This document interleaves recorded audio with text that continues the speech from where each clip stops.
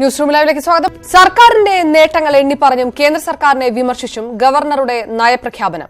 പ്രളയകാലത്തെ ദുരിതാശ്വാസ പ്രവർത്തനങ്ങളെ ഗവർണർ പുകഴ്ത്തി. കേരളത്തിന് അർഹമായ ആനുകൂല്യങ്ങൾ നൽകാൻ കേന്ദ്രം തയ്യാറാകുന്നില്ലെന്നും നയപ്രഖ്യാപനത്തിൽ ഗവർണർ വിമർശിച്ചു. ആരോഗ്യ വിദ്യാഭ്യാസ രംഗങ്ങളിൽ കൈവരിച്ച നേട്ടങ്ങളുടെ പേരിൽ അർഹമായ ആനുകൂല്യങ്ങൾ കേന്ദ്രം നിഷേധിക്കുകയാണ്. ശബരിമലയിലെ സ്ത്രീ പ്രവേശനത്തെ ഗവർണർ എടുത്തു പറഞ്ഞു. കൊല്ലം ബൈപ്പാസ് വിജയകരമായി സംസ്ഥാനം പൂർത്തിയാക്കി. ഗെയിൽ പൈപ്പ് ലൈൻ പദ്ധതി അടക്കമുള്ളവ സമയബന്ധിതമായി പൂർത്തിയാക്കും. ശബരിമല വിമാനത്താവളത്തിനുള്ള നടപടികൾ സർക്കാർ ആരംഭിച്ചു. സംസ്ഥാനത്തെ എല്ലാ മെഡിക്കൽ കോളേജുകളിലും സർക്കാർ ആശുപത്രികളിലും ഓൺലൈൻ ബുക്കിംഗ് സംവിധാനം നടപ്പാക്കും. തിരുവനന്തപുരത്ത് നിന്നും 4 മണിക്കൂർ കൊണ്ട് കാസർഗോഡ് എത്താവുന്ന വിധത്തിൽ സെമി ഹൈസ്പീഡ് റെയിൽവേ സർവീസ് തുടങ്ങുമെന്നും ഗവർണർ പറഞ്ഞു. കൂടുതൽ വിവരങ്ങളുമായി നിയമസഭയിൽ നിന്ന് വി അരുണും ആർ കിരൺ ബാബുവും ചേരുന്നു. ആദ്യം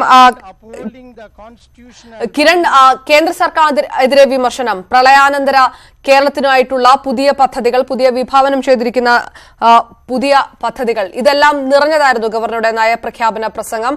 ബജറ്റിലേക്ക് വെളിച്ചം വീശുന്ന രീതിയിൽ എന്തെല്ലാം കാര്യങ്ങളാണ് ഗവർണർ നയപ്രഖ്യാപന പ്രസംഗത്തിൽ വ്യക്തമാക്കിയത്?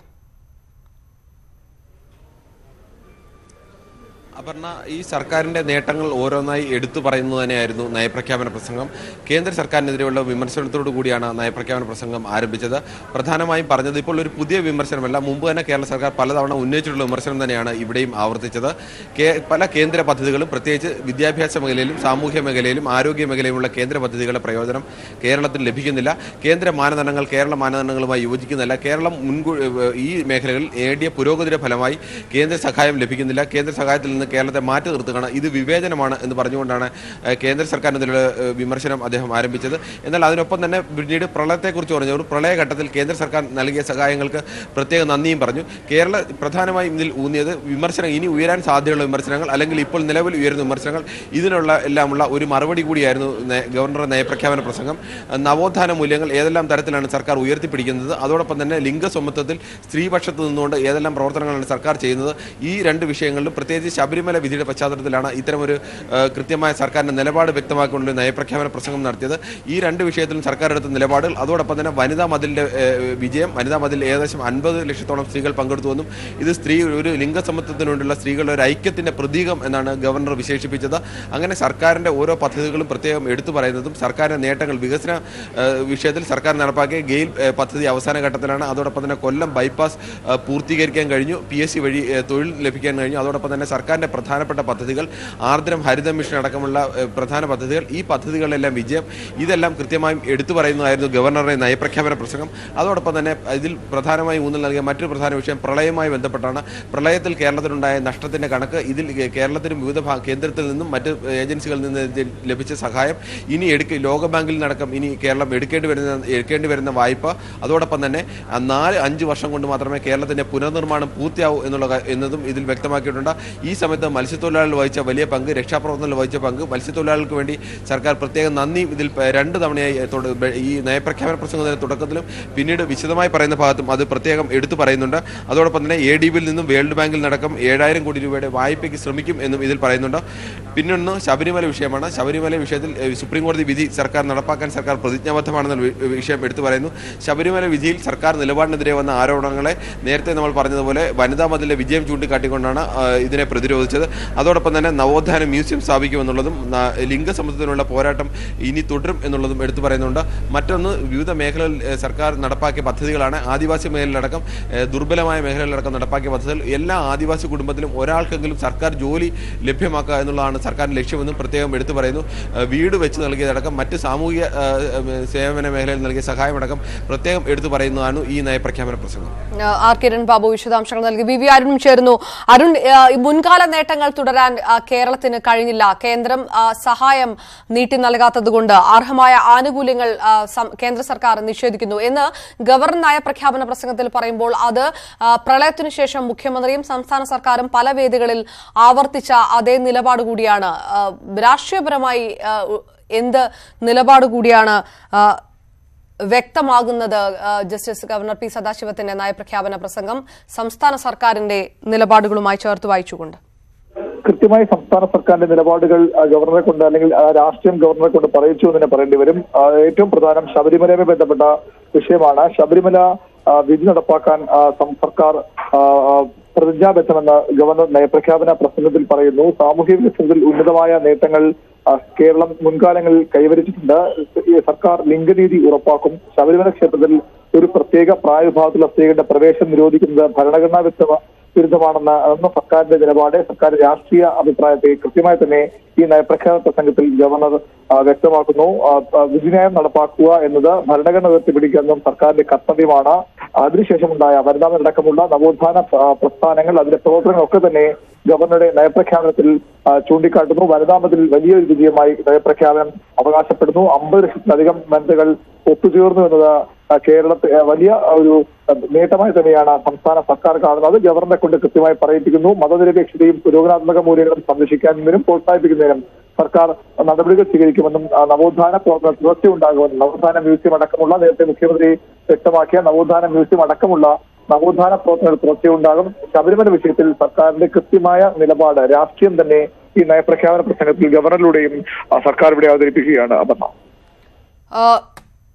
കിരൺ ബാബുവിലേക്ക് വീണ്ടും. കിരൺ, നയപ്രഖ്യാപന പ്രസംഗത്തിൽ എടുത്തു പറഞ്ഞിരിക്കുന്നു ഹർത്താലിനെതിരെയുള്ള സംസ്ഥാന സർക്കാരിന്റെ നിലപാട്.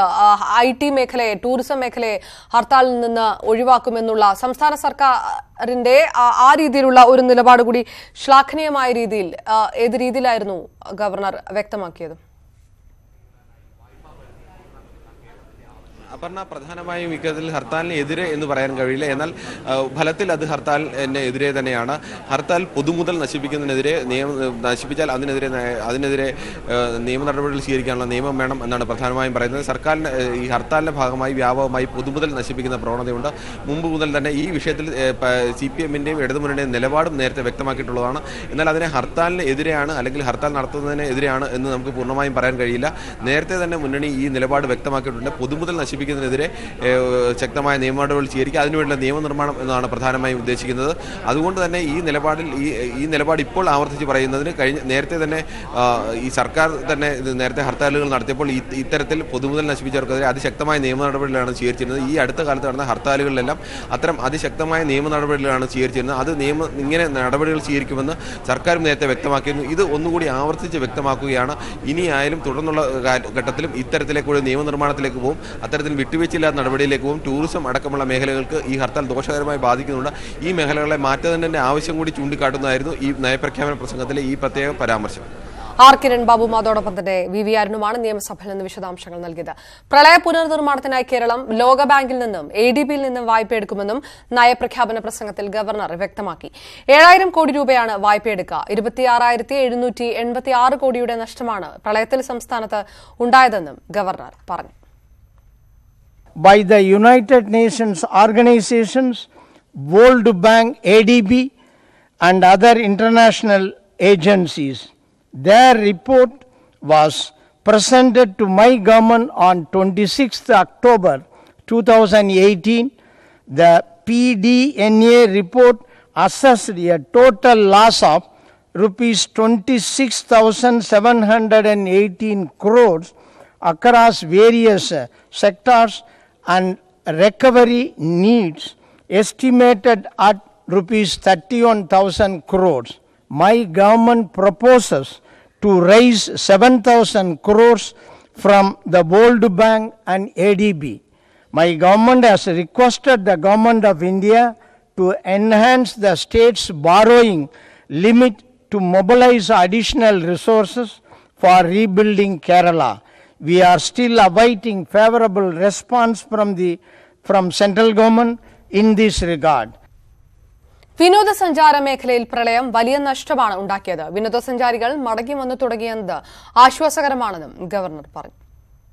Tourism sector was poised for a leap during the Neelakurinji season, but heavy rainfall and floods resulted in massive cancellation of bookings. However, my government met those daunting challenge and quickly rebuilt roads and basic infrastructure to restore confidence of tourists. We are glad to see tourists coming back in large numbers to all important destinations. ഒരു ആദിവാസി കുടുംബത്തിൽ ഒരാൾക്ക് തൊഴിലെന്ന പദ്ധതി നടപ്പാക്കുമെന്ന് നയപ്രഖ്യാപന പ്രസംഗത്തിൽ governor വ്യക്തമാക്കി. അട്ടപ്പാടിയിലെ മാതൃക കാർഷിക പദ്ധതി എല്ലാ ആദിവാസി മേഖലകളിലേക്കും വ്യാപിപ്പിക്കും. എല്ലാ ആദിവാസി വിഭാഗങ്ങൾക്കും പ്രത്യേക പദ്ധതി നടപ്പാക്കും. SC/ST വിഭാഗത്തിന് ജനസംഖ്യാ പ്രാതിനിധ്യം നോക്കാതെ ഏറ്റവും കൂടുതൽ സഹായം നൽകുന്നത് കേരളമാണ്. പിന്നാക്ക വിഭാഗങ്ങളിലെ ആളുകളെ പൂജാരിമാരായി നിയമിച്ചത് ഈ സർക്കാരാണ്. കേന്ദ്ര സർവകലാശാലകളിലും മറ്റ് കേന്ദ്ര സ്ഥാപനങ്ങളിലും ന്യൂനപക്ഷ വിഭാഗങ്ങൾക്ക് പ്രത്യേക സാമ്പത്തിക സഹായം ലഭ്യമാക്കും. ദേവസ്വം ബോർഡ് നിയമനത്തിൽ മുന്നോക്കക്കാരിലെ സാമ്പത്തികമായി പിന്നോക്കം നിൽക്കുന്നവർക്ക് സംവരണം ഏർപ്പെടുത്തിയെന്നും ഗവർണർ പറഞ്ഞു. My government intends to provide at least one job to one tribal family. To achieve this objective, skill development and employability enhancement programs in both modern and traditional vocations will be intensified. Measures will be taken to extend the special recruitment drive from among ST candidates for appointment in all departments. Gotra Bandhu scheme will be extended to all tribal areas in the state. Millet village scheme implemented in Attapadi will be extended to the rest of the state. ഗവർണറുടെ പ്രസംഗം തുടങ്ങുന്നതിന് മുൻപ് നിയമസഭയിൽ പ്രതിപക്ഷം ബഹളത്തിന് ശ്രമിച്ചു. നയപ്രഖ്യാപനത്തിനായി governor എഴുന്നേറ്റുടൻ ബാനറുകളുമായി പ്രതിപക്ഷവും എഴുന്നേൽക്കുകയായിരുന്നു. പ്രളയ ദുരിതാശ്വാസത്തിൽ സർക്കാർ പരാജയപ്പെട്ടു എന്ന് ആരോപിച്ചായിരുന്നു പ്രതിപക്ഷ ബഹളം. Listen to my speech. Every answer is there. എല്ലാത്തിനും എന്റെ കയ്യിൽ മറുപടി ഉണ്ടെന്ന് ഗവർണർ പറഞ്ഞതോടെ പ്രതിപക്ഷം ശാന്തമായി. ബഹുമാനപ്പെട്ട ന്യായസഭ അധ്യക്ഷൻ, സാമ്പത്തിക സംവരണം ഏർപ്പെടുത്തിക്കൊണ്ടുള്ള ഭരണഘടനാ ഭേദഗതിക്ക് സുപ്രീംകോടതിയുടെ സ്റ്റേ ഇല്ല. സാമ്പത്തിക സമരത്തിനെതിരായ ഹർജികളിൽ കോടതി കേന്ദ്ര സർക്കാരിന് നോട്ടീസ് അയച്ചു. കേന്ദ്രത്തിന് മറുപടി ലഭിച്ച ശേഷം ഹർജികളിൽ വാദം കേൾക്കും. വിവരങ്ങളുമായി M. ഉണ്ണികൃഷ്ണൻ ചേർന്നു. കേന്ദ്ര നിലപാടിന് ആശ്വാസകരമായ നടപടി സുപ്രീംകോടതിയുടെ ഭാഗത്ത് ഉണ്ടായിരിക്കുന്നു. അങ്ങനെ വിലയിരുത്താൻ കഴിയുമോ? ഹർജികളിൽ കേന്ദ്ര സർക്കാരിന് നോട്ടീസ് അയച്ചിരിക്കുകയും ചെയ്തിരിക്കുന്നു സുപ്രീംകോടതി. വിശദാംശങ്ങൾ എന്താണ്? ആശ്വാസം എന്ന് പറയാൻ കഴിയില്ല. ഭാഗിക ആശ്വാസം മാത്രമേ ഉള്ളൂ. കാരണം 10% സാമ്പത്തിക സംവരണം ഏർപ്പെടുത്തിയ കേന്ദ്ര സർക്കാർ നടപടിയെ അതിനായി കൊണ്ടുവന്ന ഭരണഘടനാ ഭേദഗതിയാണ് സുപ്രീം കോടതിയിൽ ചോദ്യം ചെയ്തിട്ടുള്ളത്. യൂത്ത് ഫോർ ഇക്വാലിറ്റി അടക്കമുള്ള സംഘടനകളും സ്വകാര്യ വ്യക്തികളും നൽകിയ ഹർജിയാണ് ചീഫ് ജസ്റ്റിസ് രഞ്ജൻ ഗൊഗോയ് അധ്യക്ഷനായ ബെഞ്ച് ഇന്ന് പരിഗണിച്ചത്. ആ ഹർജി പരിഗണിച്ചുകൊണ്ട് കേന്ദ്ര സർക്കാരിന് നോട്ടീസ് അയച്ചിട്ടുണ്ട് കോടതി. അതായത് കേന്ദ്രത്തിന്റെ മറുപടി ലഭിച്ചതിന് ശേഷം സാമ്പത്തിക സംവരണത്തിന്റെ ശരി തെറ്റുകൾ സംബന്ധിച്ച് വസ്തുതാപരമായി അതിന്റെ വിശദാംശങ്ങളിലേക്ക് കടക്കാനാണ് കോടതിയുടെ തീരുമാനം. എന്നാൽ ഇപ്പോൾ ഹർജി പരിഗണിക്കുന്ന സാഹചര്യത്തിൽ ഈ ഒരു ഭരണഘടനാ ഭേദഗതി സ്റ്റേ ചെയ്യണമെന്നും അത് നടപ്പാക്കുന്നത് തൽക്കാലത്തേക്ക് മരവിപ്പിക്കണമെന്നുമുള്ള ആവശ്യമാണ് കോടതിയിൽ ഇന്ന് ഉന്നയിക്കപ്പെട്ടത്. പക്ഷേ കോടതി അത് സ്റ്റേ ചെയ്യാൻ വിസമ്മതിച്ചിട്ടുണ്ട് താൽക്കാലികമായി. പക്ഷേ ഇത് പൂർണ്ണമായും ഇനി സ്റ്റേ ചെയ്യാൻ സാധ്യതയില്ലേ എന്ന് ചോദിച്ചാൽ വീണ്ടും ഈ ഹർജികളിൽ വാദം കേൾക്കുമ്പോൾ കേന്ദ്രത്തിന്റെ മറുപടി പരിഗണിച്ചുകൊണ്ട് വേണമെങ്കിൽ കോടതിക്ക് അതിന്റെ വിശദമായ വാദം കേൾക്കലിന് മുന്നോടിയായി നടപടികൾ സ്റ്റേ ചെയ്യാൻ കഴിയുകയും ചെയ്യും. അതുകൊണ്ട് ഒരു ആശ്വാസം എന്നത് താൽക്കാലികം മാത്രമാണ്. ഇനി വീണ്ടും വാദം കേൾക്കുന്നത് വരെ മാത്രമുള്ള ആശ്വാസമാണ്. അപ്പോൾ വേണമെങ്കിൽ കോടതിക്ക് ഈ തീരുമാനം മാറ്റുകയും സ്റ്റേ ഏർപ്പെടുത്തുകയും ചെയ്യാം. ഏതായാലും വലിയ വിവാദമായ വിഷയമായിരുന്നു സാമ്പത്തിക സംവരണം ഏർപ്പെടുത്താൻ കേന്ദ്ര സർക്കാർ കൊണ്ടുവന്ന ഭേദഗതി. പാർലമെന്റിൽ പാർട്ടികൾ എതിർത്തിരുന്നെങ്കിലും ഇടതു പാർട്ടികൾ അടക്കമുള്ളവ കോൺഗ്രസും ഒക്കെ ഇതിന് അനുകൂലമായി വോട്ട് ചെയ്യുകയും ചെയ്തിരുന്നു. ഏതായാലും സുപ്രീം കോടതിയുടെ പരിശോധനയിൽ ഈ തീരുമാനം നിലനിൽക്കുമോ, 1993 ഇന്ദിരാ സാഹ്നി വിധിയുടെ ലംഘനമായി ഇത് കണക്കാക്കുമോ തുടങ്ങിയ കാര്യങ്ങളൊക്കെയാണ് ജുഡീഷ്യൽ പരിശോധനയ്ക്ക് ഈ വിഷയം എത്തുമ്പോൾ അറിയാനുള്ളത്. M. ഉണ്ണികൃഷ്ണൻ വിശദാംശങ്ങൾ നൽകി. കേന്ദ്ര സർക്കാരിന് താൽക്കാലിക ആശ്വാസം. സാമ്പത്തിക സംവരണ ഭേദഗതിക്ക് സ്റ്റേ ആവശ്യപ്പെട്ടുകൊണ്ടുള്ള ഹർജി സുപ്രീംകോടതി അനുവദിച്ചിരിക്കുന്നില്ല. പക്ഷേ ഹർജികളിൽ കേന്ദ്രത്തിന് മറുപടിക്ക് ശേഷം വാദം കേൾക്കാനാണ് തീരുമാനിച്ചത്. കേന്ദ്രത്തിന് സുപ്രീംകോടതി നോട്ടീസ് അയക്കുകയും ചെയ്തിരിക്കും. സംവിധായകൻ പ്രിയനന്ദനെ ആക്രമിച്ചത് RSS പ്രവർത്തകൻ. പ്രിയനന്ദന്റെ അയൽവാസിയായ സരോവറാണ് ആക്രമണം നടത്തിയതെന്ന് തിരിച്ചറിഞ്ഞു. ഇയാൾ ഒളിവിലാണെന്ന് പോലീസ് വ്യക്തമാക്കി. ഇന്ന് രാവിലെയാണ് വല്ലച്ചിറയിലെ വീടിന് സമീപത്ത് വെച്ച് പ്രിയനന്ദനെ ചാണകവെള്ളം തളിച്ച് മർദ്ദിച്ചത്. വിവരങ്ങളുമായി സുവി വിശ്വനാഥ് ചേർന്നു. സുവി, ഒറ്റയ്ക്ക് ഒരാൾ മാത്രമായിരുന്നോ ആക്രമിക്കാൻ ഉണ്ടായിരുന്നത്? ഇപ്പോൾ ലഭിക്കുന്ന ഏറ്റവും പുതിയ വിവരങ്ങൾ എന്താണ്? അപർണ, സംവിധായകൻ പ്രിയനന്ദന് നേരെ RSS അനുഭാവി തന്നെയാണ് ആക്രമിച്ചത് എന്നാണ് അറിയാൻ സാധിക്കുന്നത്. RSS പ്രവർത്തകനാണ് ആക്രമിച്ചത്. അയൽവാസിയായ സരോവറാണ് തന്നെ ആക്രമിച്ചത് എന്ന് പ്രിയനന്ദനൻ പോലീസിന് മൊഴി നൽകിയിരിക്കുന്നു. ഇയാൾ ഇപ്പോൾ ഒളിവിലാണ്. പോലീസ് ഇയാൾക്ക് വേണ്ടിയുള്ള തിരച്ചിൽ ആരംഭിച്ചു കഴിഞ്ഞു. വല്ലച്ചിറയിലും പരിസരത്തുമാണ് പോലീസ് തിരച്ചിൽ നടത്തുന്നത്. ഇന്ന് രാവിലെ 9:30 മണിയോടുകൂടിയാണ് പ്രിയനന്ദന് നേരെ ആക്രമണം ഉണ്ടാകുന്നത്. വല്ലച്ചുറയുടെ വീടിന് സമീപത്തുകൂടെ പോകുമ്പോൾ ഒരാൾ വന്ന് പ്രിയനന്ദനെ ആക്രമിക്കുകയും ചാണകവെള്ളം മുഖത്തേക്ക് ഒഴിക്കുകയും ശകാരിക്കുകയും ഭീഷണിപ്പെടുത്തുകയുമായിരുന്നു ഉണ്ടായിരുന്നത്. മേലാൽ ഇത്തരത്തിലുള്ള ഫേസ്ബുക്ക് പോസ്റ്റുകൾ ആവർത്തിക്കരുത് എന്ന രീതിയിലുള്ള ഭീഷണിയാണ് ഉണ്ടായിരുന്നത് എന്നാണ് പ്രിയനന്ദനൻ പറഞ്ഞത്. തുടർന്ന് ചേർപ്പ് പോലീസിനെ വിളിച്ച പ്രിയനന്ദനൻ വിവരങ്ങൾ ധരിപ്പിക്കുകയായിരുന്നു. ഇതിനുശേഷം ചേർപ്പ് ആശുപത്രിയിൽ പ്രവേശിപ്പിച്ച പ്രിയനന്ദനിൽ നിന്ന് പോലീസ് മൊഴിയെടുക്കുകയും ചെയ്തു. ഈ മൊഴി എടുത്തപ്പോഴാണ് അയൽവാസിയായ RSS പ്രവർത്തകനായ സരോവറാണ് ആക്രമണത്തിന് പിന്നിലെന്ന് പ്രിയനന്ദനൻ മൊഴി നൽകിയിരിക്കുന്നത്. കരുതിക്കൂട്ടിയുള്ള ആക്രമണമായിരുന്നു തനിക്ക് നേരെ നടന്നത് എന്നാണ് പ്രിയനന്ദനൻ പറയുന്നത്. താൻ സ്ഥിരമായി പോകുന്നത് രാവിലെ 7:30 മണിയോടുകൂടിയാണ്. എന്നാൽ ഇന്ന് 9 മണിയോടുകൂടിയായിരുന്നു പോയത്. ആളുകൾ കാത്തിരുന്ന് തന്നെ ആക്രമിക്കുകയായിരുന്നുവെന്നും പ്രിയനന്ദനൻ പറഞ്ഞു. ഒരു അഭിപ്രായം രേഖപ്പെടുത്തുക മാത്രമാണ് താൻ ചെയ്തത്. അഭിപ്രായം രേഖപ്പെടുത്തിയതിന് മേൽ തനിക്ക് നേരെ ഇത്തരത്തിൽ ഒരു അസഹിഷ്ണുതയുണ്ടാകുന്നത് ശരിയല്ല. അതുകൊണ്ട് തന്നെ പോലീസ് സംരക്ഷണം ഇപ്പോഴും തനിക്ക് ആവശ്യമില്ല. അത് നേരിടാൻ തനിക്ക് ആകും എന്നാണ് പ്രിയനന്ദനൻ. ഞാൻ തിരികെ വരാം. ഇപ്പോൾ സംവിധായകൻ പ്രിയനന്ദനൻ നമുക്കൊപ്പം ചേരുന്നു. ശ്രീ പ്രിയനന്ദനൻ, ആശങ്കപ്പെട്ടിരുന്നതാണ് താങ്കൾ തന്നെ അങ്ങനെ ഒരു ആക്രമണം ഉണ്ടാകുമെന്ന രീതിയിൽ. അത് രാഷ്ട്രീയപരമായിട്ടുള്ള BJP RSS പ്രവർത്തകരുടെ തന്നെ കരുതിക്കുട്ടിയുള്ള ഒരു ആക്രമണം തന്നെയായിരുന്നു. അങ്ങനെയാണോ കരുതുന്നതും? തീർച്ചയായിട്ടും അതൊക്കെ തന്നെയാണ്. അവർ കരുതിക്കുട്ടി തന്നെയാണ്. അഥവാ നമ്മുടെ നിലപാടിൽ ഉറച്ചു നിൽക്കുമ്പോൾ ഉണ്ടാവുന്ന ചില കാര്യങ്ങളുണ്ടല്ലോ, ഭീഷണിപ്പെടുത്തിക്കൊണ്ട് ഓരോരുത്തരെ പിന്തിരിപ്പിക്കാൻ പറ്റുമെന്നൊരു തോന്നലാണ്. അതുകൊണ്ട് ഇതൊരു തുടക്കം മാത്രമാണ്. ചാണകവെള്ളം തലലൊഴിച്ചതും നമ്മളെ കയ്യേറ്റം ചെയ്തൊരു തുടക്കം മാത്രമാണെന്നാണ് അവർ പറഞ്ഞുകൊണ്ടിരിക്കുന്നത്. ശ്രീ പ്രിയനന്ദനൻ, പോലീസ് പ്രൊട്ടക്ഷൻ വേണ്ട എന്ന് താങ്കൾ നേരത്തെ ഒരു നിലപാട് എടുത്തിരുന്നു. ആ നിലപാടിൽ തന്നെ ഉറച്ചു നിൽക്കുകയാണോ ഇപ്പോഴും? അല്ല, നമ്മളിപ്പോ എന്താ വെച്ചിട്ടുണ്ടെങ്കിൽ ഞാൻ ഒരു കാര്യത്തിലോ അല്ലെങ്കിൽ ഞാൻ ഒരാളെ ആക്രമിക്കുകയോ സാമുദായിക കലാപം ഉണ്ടാക്കുകയോ ചെയ്യാത്ത ഒരാളെന്നുള്ള നിലയ്ക്ക് ഇതൊരു വെറും ഭീഷണി മാത്രമാണ്. ഒരു നിലപാടെടുക്കുന്ന ആളുകളെ പുറത്തിറങ്ങാൻ സമ്മതിക്കില്ല എന്നുള്ളത് ഭീഷണിയാണ്. അതില് വകവെച്ചു കൊടുക്കാൻ പറ്റില്ലല്ലോ. ഞാൻ ജീവിക്കുന്ന ഒരു ജനാധിപത്യ രാജ്യത്തല്ലേ. എനിക്ക് പുറത്തിറങ്ങാൻ പോലീസിന്റെ പ്രൊട്ടക്ഷൻ വേണമെന്ന് പറഞ്ഞ് ഭയപ്പെട്ടിരിക്കുന്നത് ശരിയായ കാര്യമാണെന്ന് എനിക്ക് തോന്നുന്നില്ല. ആക്രമണം നടത്തുന്ന ഒരു വിഭാഗത്തിന്റെ ന്യായീകരണം ഒരുപക്ഷെ വിശ്വാസത്തെ ഹനിക്കുന്ന രീതിയിലുള്ള അഭിപ്രായ പ്രകടനങ്ങൾ നടത്തി, ആ രീതിയിലുള്ള ഫേസ്ബുക്ക് പോസ്റ്റുകൾ ഇട്ടു എന്നുള്ളതായിരിക്കും. പക്ഷേ അത് നൽകുന്ന സന്ദേശം ശരിയുമല്ല. നിയമപരമായ നടപടികളിലേക്ക് കൃത്യമായി മുന്നോട്ട് പോകുക, അത് തന്നെയാണോ മുന്നിലുള്ളത് ഇപ്പോൾ? അതെ, തീർച്ചയായിട്ടും അങ്ങനെ തന്നെയാണ്. നമ്മൾ ചിലപ്പോൾ നിങ്ങൾക്കുള്ള വിയോജിപ്പ് ഉണ്ടാവുന്നതാണ്. പക്ഷെ ഒരുപക്ഷെ ഞാൻ ആ രീതിയിൽ പരാമർശം നടത്തിയിട്ടില്ല എന്ന് കൃത്യമായിട്ട് അറിയാം. അതിന്റെ തുടക്കത്തിലുള്ള ഒരു വാക്ക് പഴച്ചു പോയെന്ന് മാത്രമല്ല. രണ്ടുപടി വിശ്വാസികൾക്കെതിരെയായിട്ടോ അല്ലെങ്കിൽ കാര്യങ്ങളോ ഒന്നും ഞാൻ വേറെ രീതിയിൽ അസഭ്യം പറഞ്ഞിട്ടില്ല. എനിക്ക് 100% അറിയാവുന്നതാണ്.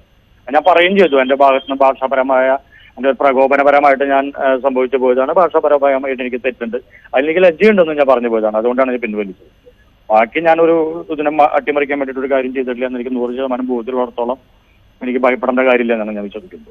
പോലീസ് ഇതിനകത്ത് കേസ് എടുത്തിട്ടുണ്ട്, പക്ഷേ പ്രതി ഒളിവിലാണ് എന്ന് അറിയുകയും ചെയ്യുന്നത്. ആ രീതിയിലാണോ അതിന്റെ നിയമപരമായ കാര്യങ്ങൾ മുന്നോട്ട് നീങ്ങുന്നതും? പോലീസ് കണ്ടെത്തും, അത് ഉറപ്പല്ലേ. നമ്മൾ എന്തെങ്കിലും ഇത് ചെയ്തിട്ടുണ്ടെങ്കിൽ പോലീസ് കണ്ടെത്തട്ടെ എന്നാണ് ഞാൻ വിശ്വസിക്കുന്നത്. ഉറപ്പായിട്ടും കണ്ടെത്തും. വളരെ നന്ദി. സംവിധായകൻ പ്രിയനന്ദനാണ് പ്രതികരിച്ചത്. പോലീസിൽ പരാതി നൽകി നിയമ നടപടികളുമായി മുന്നോട്ട് പോകുകയാണ്. തനിക്കെതിരെ ഉണ്ടായ ആക്രമണത്തിന് പിന്നിൽ രാഷ്ട്രീയപരമായ മനഃപൂർവ്വമുള്ള ആക്രമണം തന്നെയാണെന്നും BJP RSS പ്രവർത്തകർ തന്നെയാണ് അതിന് പിറകിലെന്നും പ്രിയനന്ദനൻ പ്രതികരിച്ചിരിക്കുകയും ചെയ്യുന്നു.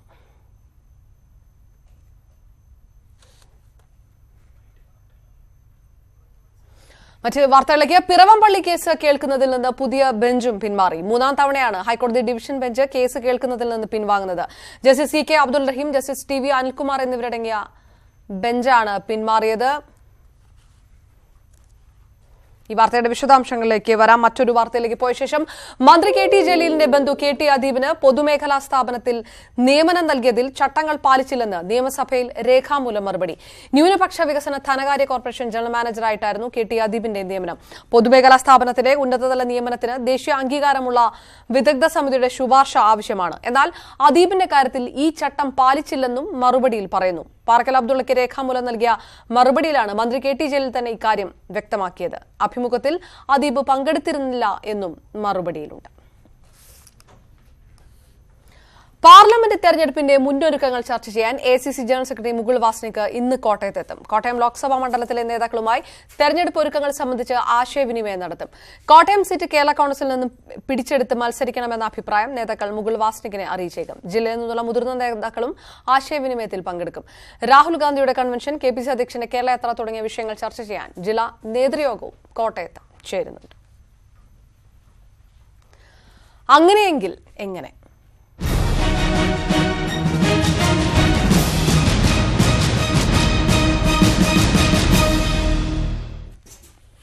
NK പ്രേമചന്ദ്രന്റെ എതിരാളി ആരാകും? ഇതറിയാനുള്ള കാത്തിരിപ്പിലാണ് കൊല്ലം ലോക്സഭാ മണ്ഡലം. സംസ്ഥാന സെക്രട്ടേറിയറ്റ് അംഗം KN ബാലഗോപാലിനെ തന്നെ CPM ഇറക്കുമെന്നാണ് സൂചന. സുരേഷ് ഗോപി അടക്കമുള്ള പ്രമുഖരെയാണ് BJP പരിഗണിക്കുന്നത്. UDF ആദ്യ സ്ഥാനാർത്ഥി പ്രഖ്യാപനം നടത്തിയ ലോക്സഭാ മണ്ഡലമാണ് കൊല്ലം. RSP പ്രതിനിധിയും സിറ്റിംഗ് എംപിയുമായ NK പ്രേമചന്ദ്രൻ തന്നെയാണ് UDF സ്ഥാനാർത്ഥി. തെരഞ്ഞെടുപ്പ് മുൻനിർത്തിയുള്ള പ്രവർത്തനങ്ങളുമായാണ് UDF മുന്നോട്ട് പോകുന്നത്. കൊല്ലം ബൈപ്പാസ് ഉദ്ഘാടനവുമായി ബന്ധപ്പെട്ട് പ്രേമചന്ദ്രനെതിരെ BJP ബന്ധം CPM ആരോപിച്ചിരുന്നു. മുതിർന്ന നേതാക്കളെ ഇറക്കി ആരോപണത്തെ പ്രതിരോധിക്കാനാണ് UDF തീരുമാനം. ശ്രീ NK പ്രേമചന്ദ്രൻ MP-യെ ഒറ്റപ്പെടുത്തി ആക്രമിച്ച് ആക്ഷേപിക്കാനുള്ള CPM-ന്റെ നേതൃത്വത്തിലുള്ള LDF-ന്റെ എല്ലാ ശ്രമങ്ങളെയും ഞങ്ങൾ എല്ലാവരും ഒറ്റക്കെട്ടായി എതിർത്ത് തോൽപ്പിക്കുകയാണ്. LDF-ൽ CPM-നാണ് കൊല്ലം ലോക്സഭാ സീറ്റ്. KN ബാലഗോപാലിനാണ് സ്ഥാനാർത്ഥി പട്ടികയിൽ പ്രഥമ പരിഗണന. ഇത് മുൻനിർത്തി ജില്ലയിലെ പരിപാടികളിൽ ബാലഗോപാൽ സജീവമാണ്. സംഘടനാശേഷി വിനിയോഗിച്ച് കൊല്ലം ചുവപ്പിക്കാമെന്നാണ് CPM കണക്കൂട്ടുന്നത്.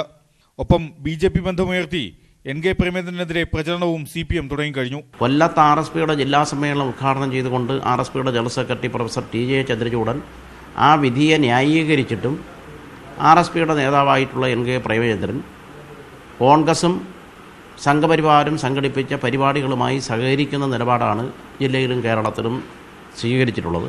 രാജ്യസഭാ MP സുരേഷ് ഗോപിയുടെ പേരാണ് BJP ക്യാമ്പിൽ നിന്ന് ഉയർന്നു കേൾക്കുന്നത്. പ്രധാനമന്ത്രി നരേന്ദ്രമോദിയെ എത്തിച്ച് പ്രചരണ പ്രവർത്തനങ്ങൾക്ക് തുടക്കമിടാൻ കഴിഞ്ഞതിന്റെ ആവേശത്തിലാണ് BJP. ലോക്സഭാ തെരഞ്ഞെടുപ്പ് മുൻനിർത്തി കൊല്ലത്തെ തെരഞ്ഞെടുപ്പ് പ്രചരണ രംഗം പതിയെ ചൂടുപിടിക്കുകയാണ്. തദ്ദേശ നിയമസഭാ തെരഞ്ഞെടുപ്പുകളിലെ ചുവന്ന കൊല്ലമാണ് LDF-ന്റെ പ്രതീക്ഷ. NK പ്രേമചന്ദ്രന്റെ വികസന പദ്ധതികൾ മുൻനിർത്തി 2014 ആവർത്തിക്കാമെന്ന് UDF-ഉം കണക്കുകൂട്ടുന്നു. കൊല്ലത്ത് നിന്നും ശ്യാം ദേവരാജ്, News 18. സംസ്ഥാനത്തെ റേഷൻ കടകൾ നവീകരിക്കാനുള്ള KSFE വായ്പാ പദ്ധതി ബജറ്റ് പ്രഖ്യാപനത്തിൽ ഒതുങ്ങി. റേഷൻ കടകൾക്ക് വായ്പ നൽകുന്നതിന് സർക്കാരിന്റെ ഭാഗത്തു നിന്നും ഇടപെടൽ ഉണ്ടായില്ല എന്ന് KSFE പറഞ്ഞു. റേഷൻ ഷോപ്പുകളെ സൂപ്പർമാർക്കറ്റ് മാതൃകയിൽ നവീകരിക്കുമെന്നായിരുന്നു പിണറായി സർക്കാരിന്റെ ആദ്യ ബജറ്റിലെ പ്രഖ്യാപനം. സംസ്ഥാനത്ത് 14,335 റേഷൻ ഷോപ്പുകളുണ്ട്.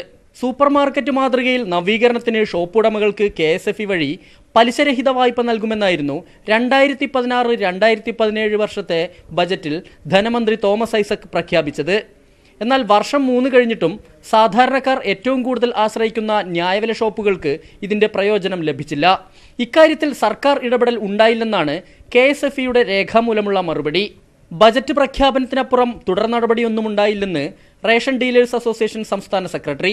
KSFE പലിശരഹിത വായ്പ നൽകി റേഷൻ കട നവീകരിച്ച് മിനി സൂപ്പർ മാർക്കറ്റ് ആക്കണം എന്ന് പറഞ്ഞത്. പക്ഷേ അതിൻ്റെ ഒരു നടപടിയും സർക്കാരിൻ്റെ ഭാഗത്തുനിന്ന് ഇതുവരെ ഉണ്ടായിട്ടില്ല എന്നാണ് എനിക്ക് പറയാനുള്ളത്. പദ്ധതി നടപ്പായാൽ ഉപഭോക്താക്കൾക്ക് ന്യായവിലയ്ക്ക് നിത്യോപയോഗ സാധനങ്ങൾ റേഷൻ ഷോപ്പുകളിൽ നിന്ന് ലഭിക്കും.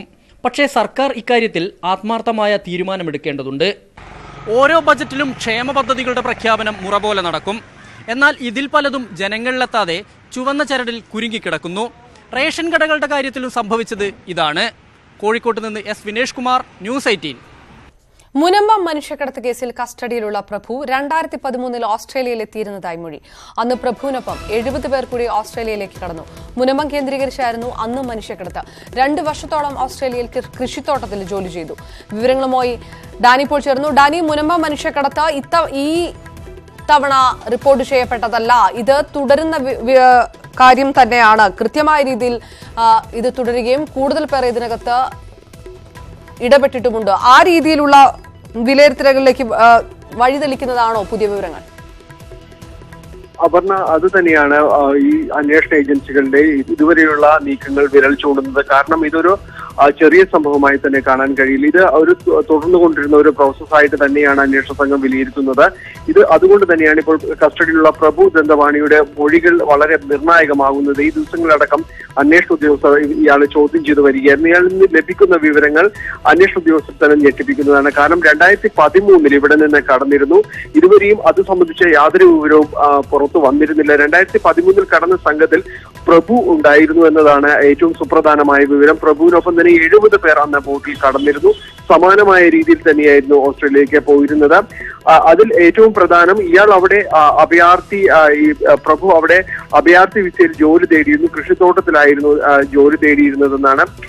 അതോടൊപ്പം തന്നെ ഈ അഭയാർത്ഥികൾക്കുള്ള ആശ്വാസധനവും ഇയാൾ കൈപ്പറ്റിയിരുന്നു. 2.5 വർഷത്തോളം അയാൾ അവിടെ പ്രഭു അവിടെ ജോലി ചെയ്തതിനു ശേഷം പിന്നീട് അവിടുത്തെ നിയമം അനുസരിച്ച് പ്രഭുവിനൊപ്പം ഉണ്ടായിരുന്നവരെ എല്ലാവരും തന്നെ ഡിപ്പോർട്ട് ചെയ്യുകയായിരുന്നു എന്നാണ് പ്രഭു നൽകിയിരിക്കുന്നത്. അതായത് ഇതൊരു തുടർന്നുകൊണ്ടിരിക്കുന്ന ഒരു ശൃംഖല തന്നെയാണ്. ഈ മനുഷ്യക്കടത്ത് അനുസൂതം മുനമ്പം കേന്ദ്രീകരിച്ച് തന്നെ ഇതിനു മുൻപും ഉണ്ടായിരുന്നു. 2013 കാര്യമാണ് ഇപ്പോൾ പ്രഭു വെളിപ്പെടുത്തിയിരിക്കുന്നത്.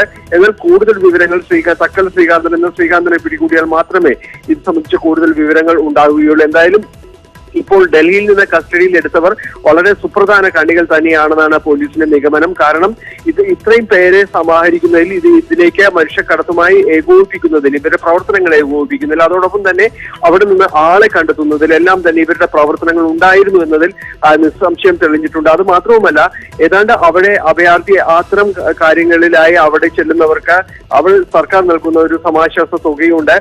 അതും 2 വർഷത്തോളം ഏതാണ്ടും അവിടെ ലഭിക്കുന്ന തുക. അതോടൊപ്പം തന്നെ മറ്റ് ചെറിയ തൊഴിൽ ചെയ്ത് ജീവിച്ചാലും ഇവർ ഇവിടെ കൊടുക്കുന്ന പണത്തിന് അതിന് മുകളിലുള്ള ഒരു തുക കണ്ടെത്തി തിരിച്ചയച്ചാൽ പോലും കണ്ടെത്തി വരാൻ കഴിയും. അത്തരം നൽകിയ കാര്യങ്ങൾ പോയ അനുഭവത്തിന്റെ വെളിച്ചത്തിൽ പ്രഭു മറ്റുള്ളവരോട് പറയുകയും ഏതാണ്ട് ക്യാൻവാസിംഗ് നടത്തുന്ന രീതിയിൽ തന്നെയാണ് മറ്റ് അംഗങ്ങളോട് ഇതുവരെ ഈ ബോട്ടിലുണ്ടായിരുന്നവരോട് ഇടപെട്ടുകൊണ്ട് പ്രഭു ഉൾപ്പെടെയുള്ളവർ നടത്തിയത്. അങ്ങനെ ഒരു ക്യാൻവാസിംഗ് ഇവരുടെ നേതൃത്വത്തിൽ നടന്നു എന്ന് തന്നെയാണ് അന്വേഷണ സംഘവും വിലയിരുത്തുന്നത്. അതുകൊണ്ട് പ്രഭു ദന്തവാണിയുമായി ഈ കേസിലെ ഒരു വളരെ സുപ്രധാനമായ ഒരു കണ്ണിയായി പ്രഭു മാറുകയാണ്. മറ്റുള്ളവരിലേക്ക് ഒളിവിലുള്ള സകല ശ്രീകാന്തൻ അതോടൊപ്പം തന്നെ സെൽവൻ തുടങ്ങിയവരിലേക്ക് അന്വേഷണം ഉടൻ എത്തും. അവരെ ഉടൻ തന്നെ പിടികൂടാൻ കഴിയുമെന്നാണ് അന്വേഷണ സംഘവും കരുതുന്നത്. അതുകൊണ്ട് ഈ മനുഷ്യക്കടത്ത് സംബന്ധിച്ച കൂടുതൽ വിവരങ്ങളിലേക്ക് എത്തിച്ചേരാൻ കഴിയുമെന്ന് പോലീസ് കരുതുന്നു. ഏറ്റവും സുപ്രധാനമായ വിവരം ഇതിനു മുൻപും നടന്നിരുന്നു എന്ന ഒരു അഭ്യൂഹങ്ങൾ ആദ്യമേ തന്നെ ഉണ്ടായിരുന്നു. അതിനൊരു സ്ഥിരീകരണമായിരിക്കുന്നു എന്നതാണ്. അപർണ, ഡാനി പോളാണ് വിശദാംശങ്ങൾ നൽകിയത്. ലോക്സഭാ തെരഞ്ഞെടുപ്പിൽ മത്സരിക്കില്ലെന്ന് മുൻ KPCC president VM Sudheeran. Oommen Chandy മത്സരിക്കുന്നത് തെരഞ്ഞെടുപ്പിൽ ഗുണം ചെയ്യും. സ്ഥാനാർത്ഥി നിർണയ ചർച്ച UDF-ൽ തുടങ്ങിയിട്ടില്ലെന്നും സുധീരൻ കാസർഗോഡ് പറഞ്ഞു. വിവരങ്ങളുമായി മനു ഭരത് ശരിയാണ്. നേരത്തെ മനു, ഇന്നലെ കെ സുധാകരൻ പറഞ്ഞതുപോലെ തന്നെ KPCC പ്രസിഡന്റ് മത്സരിക്കുകയില്ല.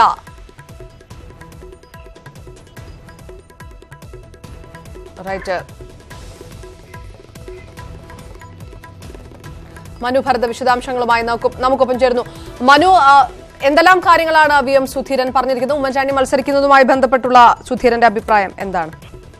അപർണ, ഇന്ന് കാസർഗോഡ് എൻഡോസൾഫാനിലെ മുൻ സമരനായകന്മാരുടെ സംഗമത്തിന് വൈകുന്നേരം പങ്കെടുക്കാനെത്തിയ VM സുധീരനാണ് രാവിലെ മാധ്യമങ്ങളെ കണ്ടത്. ആ ഘട്ടത്തിലാണ് ഉമ്മൻചാണ്ടി മത്സരിക്കുന്നതിനോട് തനിക്ക് അനുകൂല സമീപനമാണ് ഉള്ളത് എന്ന് സുധീരൻ വ്യക്തമാക്കിയത്. ഇത് മൊത്തം തെരഞ്ഞെടുപ്പിന് ഗുണം ചെയ്യും എന്നും അദ്ദേഹം പറഞ്ഞു. അതേസമയം തന്നെ VM സുധീരൻ തെരഞ്ഞെടുപ്പ് രംഗത്തുണ്ടാകില്ല എന്ന് വ്യക്തമാക്കുന്നു. തനിക്ക് മത്സരിക്കാൻ യാതൊരു തരത്തിലുള്ള താല്പര്യവുമില്ല. പുതിയ ആളുകൾ മുൻനിരയിലേക്ക് വരാനാണ് താൻ ആഗ്രഹിക്കുന്നത് എന്ന് VM സുധീരൻ പറയുന്നു. ഏതായാലും UDF-ൽ സ്ഥാനാർത്ഥി നിർണയത്തെ സംബന്ധിച്ചുള്ള ചർച്ചകൾ ആരംഭിച്ചിട്ടില്ല. ചർച്ചകൾ ആരംഭിക്കുന്ന ഘട്ടത്തിൽ ഈ കാര്യങ്ങൾ വ്യക്തമാക്കുമെന്നും സുധീരൻ പറയുന്നു. ഒപ്പം തന്നെ ഈ ഹാരിസൺ കേസിൽ ഹൈക്കോടതിയിലും സുപ്രീം കോടതിയിലും സർക്കാർ മനഃപൂർവ്വം തോറ്റുകൊടുക്കുകയാണ് എന്ന ആരോപണവും VM സുധീരൻ മാധ്യമങ്ങൾ കണ്ടപ്പോൾ മുന്നോട്ട് വെച്ചു. ഹാരിസൺ, AVT തുടങ്ങിയ ശക്തികൾക്ക് അനുകൂല നിലപാടാണ് സർക്കാർ സ്വീകരിക്കുന്നതെന്നും അദ്ദേഹം കാസർഗോഡ് പറഞ്ഞു. അപർണ, മനു ഭരത് കാസർഗോഡ്. തിരുവനന്തപുരം മെഡിക്കൽ കോളേജിലെ ഫിസിക്കൽ മെഡിസിൻ റീഹാബിലിറ്റേഷൻ സെന്ററിൽ നിന്നും കൃത്രിമകാൽ മോഷ്ടിച്ചു കടത്തിയ ജീവനക്കാരനെതിരെ അച്ചടക്ക നടപടി ഇന്നുണ്ടായേക്കും. മെഡിക്കൽ കോളേജ് പ്രിൻസിപ്പാളിനും ആരോഗ്യവകുപ്പിനും പ്രാഥമിക അന്വേഷണ റിപ്പോർട്ട് കൈമാറി. കൃത്രിമകാലുകൾ കടത്തുന്ന സ്റ്റോർ ഓഫീസർ രാജൻ കുറ്റം ചെയ്തതായി സെന്റർ ഡയറക്ടർ നടത്തിയ അന്വേഷണത്തിൽ തെളിഞ്ഞിരുന്നു. News 18 follow up. കൃത്രിമക്കാലുകൾ കടത്തുന്ന ദൃശ്യങ്ങൾ ഉൾപ്പെടെ ന്യൂസ് 18 പുറത്തുവിട്ട വാർത്തയെ തുടർന്നാണ് നടപടി. മെഡിക്കൽ കോളേജ് പ്രിൻസിപ്പലിനെയും സെന്റർ ഡയറക്ടറെയും ആരോഗ്യവകുപ്പ് മന്ത്രിയുടെ ഓഫീസിൽ വിളിച്ചുവരുത്തി റിപ്പോർട്ട് ആവശ്യപ്പെട്ടിരുന്നു. സ്റ്റോർ ഓഫീസറായ രാജൻ ക്രമക്കേട് നടത്തിയെന്ന് തന്നെയാണ് സെന്റർ ഡയറക്ടർ പ്രാഥമിക അന്വേഷണത്തിൽ കണ്ടെത്തിയത്. രാജനെതിരെ അച്ചടക്ക നടപടിക്ക് ശുപാർശ ചെയ്താണ് റിപ്പോർട്ട് നൽകിയിട്ടുള്ളത്.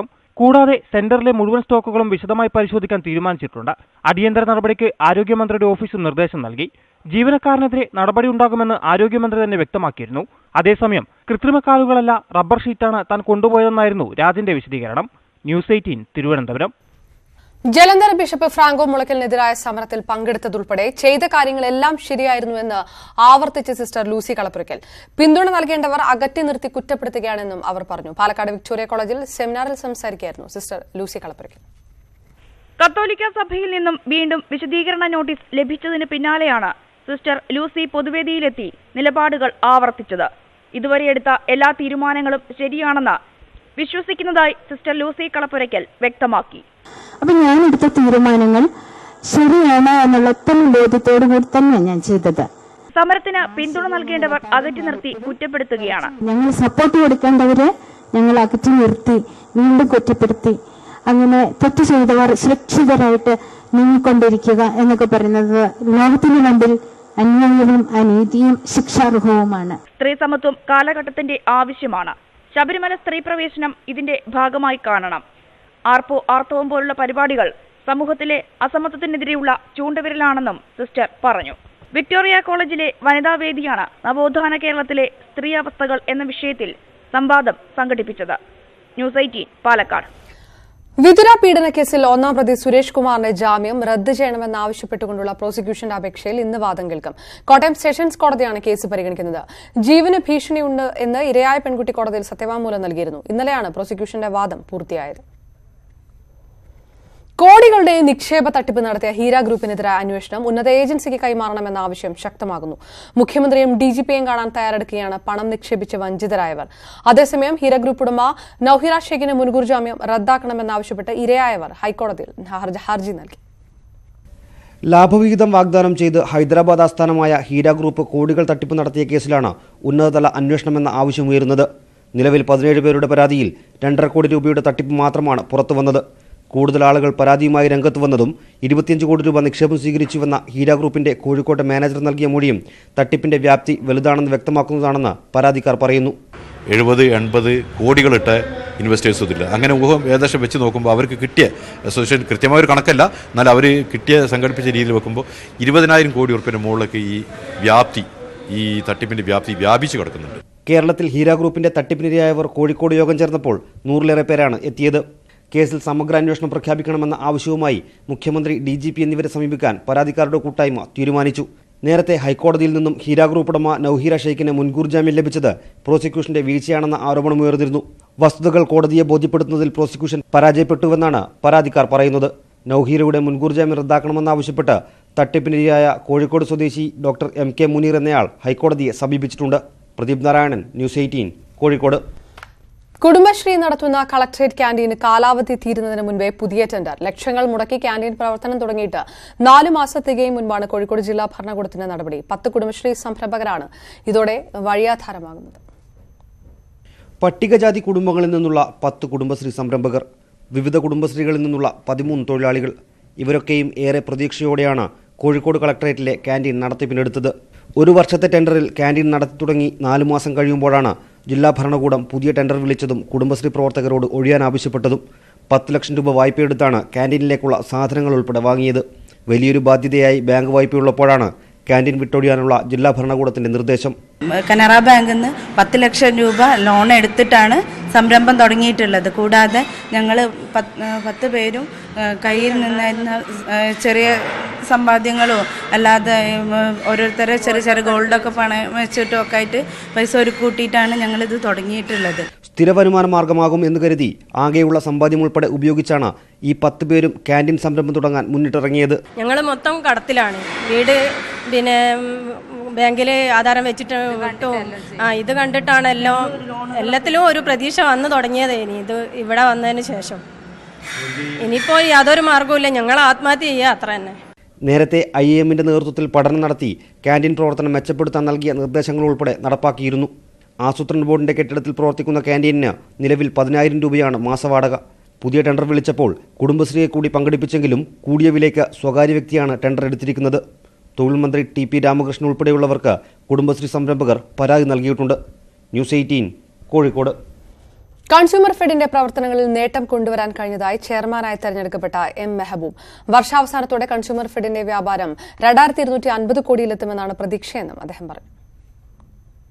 കൺസ്യൂമർ ഫെഡ് ആസ്ഥാനത്ത് വെച്ച് നടന്ന തെരഞ്ഞെടുപ്പിൽ ചെയർമാനായി M. മെഹബൂബിനെയും വൈസ് ചെയർമാനായി PM ഇസ്മായിലിനെയും തെരഞ്ഞെടുത്തു. വരും വർഷങ്ങളിൽ കൺസ്യൂമർ ഫെഡ് മികച്ച നേട്ടം കൈവരിക്കുമെന്ന് ചെയർമാൻ. ഇതിനാവശ്യമായ നടപടികൾ തുടങ്ങിയിട്ടുണ്ട്. നഷ്ടത്തിൽ പ്രവർത്തിക്കുന്ന നന്മ സ്റ്റോറുകൾ അടച്ചുപൂട്ടുക, കൂടുതൽ മുതൽ മുടക്കിലുള്ള ത്രിവേണികളുടെ പ്രവർത്തനം അവസാനിപ്പിക്കുക, ഉപയോഗമില്ലാത്ത വാഹനങ്ങളും മൊബൈൽ ത്രിവേണികളും വിൽപ്പന നടത്തുക തുടങ്ങിയ പ്രവർത്തനങ്ങളിലൂടെ കൺസ്യൂമർ ഫെഡിന്റെ പ്രവർത്തനങ്ങളിൽ വലിയ മാറ്റം ഉണ്ടാക്കാൻ കഴിഞ്ഞു. പല വിഭാഗങ്ങളിലും അഴിമതിയുണ്ടെന്നും അത് കണ്ടെത്തി നശിപ്പിക്കുകയാണ് തന്റെ പ്രധാന ലക്ഷ്യമെന്നും consumer fed MD Sukeshan IPS പറഞ്ഞു. പ്രൊസീജിയർ അനുസരിച്ച് സംവിധാനത്തിനകത്തുള്ള പ്രൊസീജിയർ പാലിച്ചുകൊണ്ട് ചെയ്യുക എന്നുള്ളതാണ് പ്രധാന കാര്യം. ഒന്ന്. രണ്ടാമതായിട്ട് അഴിമതിയുടെ ചില പേരുകളൊക്കെ ഇപ്പോഴും പല സ്ഥലത്തും ഉണ്ട്. വളരെ ലോലമാണ്, വളരെ ലോലപ്പെട്ടിട്ടുണ്ട്. പക്ഷെ അതും കൂടെ ഒന്ന് അറുക്കണം എന്നുള്ളതാണ് MD എന്നുള്ള നിലയിൽ ഞാൻ പ്രധാനമായിട്ടും കോൺസെൻട്രേറ്റ് ചെയ്യുന്ന ആദ്യത്തെ പ്രയോറിറ്റി. കൺസ്യൂമർ ഫെഡിന്റെ മറ്റ് വ്യാപാര മേഖലകളിൽ ഉണ്ടാകുന്ന നഷ്ടം വിദേശ മദ്യ വ്യാപാര മേഖലയിൽ നിന്ന് ലഭിക്കുന്ന ലാഭത്തിൽ പരിഹരിക്കാൻ കഴിയുന്നുണ്ട്. 2019-2020 വർഷത്തിൽ 2846 കോടി രൂപയുടെ വിൽപ്പന ലക്ഷ്യമാണ് കൺസ്യൂമർ ഫെഡ് കൈവരിക്കാൻ ഉദ്ദേശിക്കുന്നത്. ന്യൂസ് 18 കൊച്ചി.